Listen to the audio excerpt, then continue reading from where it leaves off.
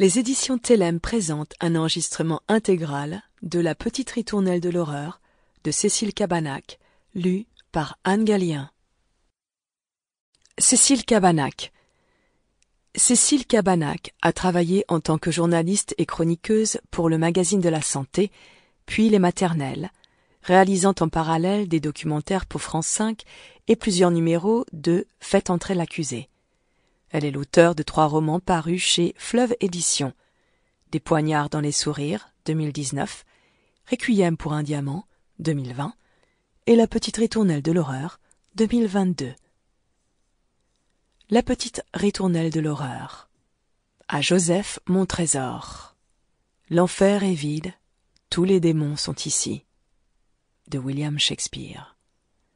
Pourquoi faire souffrir quelqu'un d'autre? Souffrir soi-même suffit. De Joyce Carol Oates. Pio Acenza. La vieille bâtisse rongée par le salpêtre fut arrachée à l'obscurité par les phares d'une Opel Corsa en fin de course.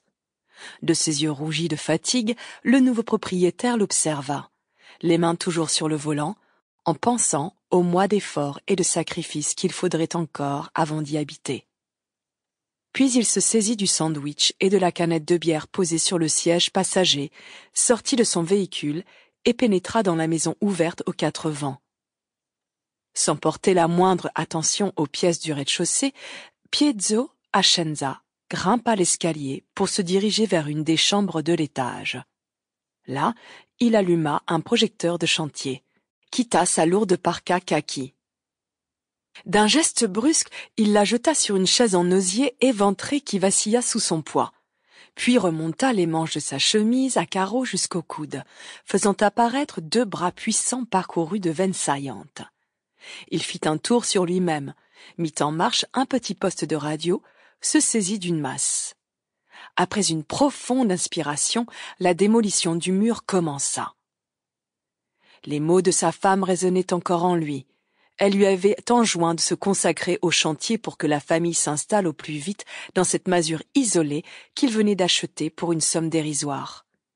Avec 3 enfants et un 4e en route, leur appartement était devenu vraiment trop petit. Et l'ambiance à la maison électrique. En réalité, il se serait bien passé d'une nouvelle bouche à nourrir. Mais Maria avait refusé toute discussion quant aux options qui s'offraient à eux. Bien obligée de faire avec. L'air maussade avec lequel elle avait assené ça lui avait laissé un goût amer qu'il espéra atténuer grâce à une rasade de bière. Sample complete. Ready to continue?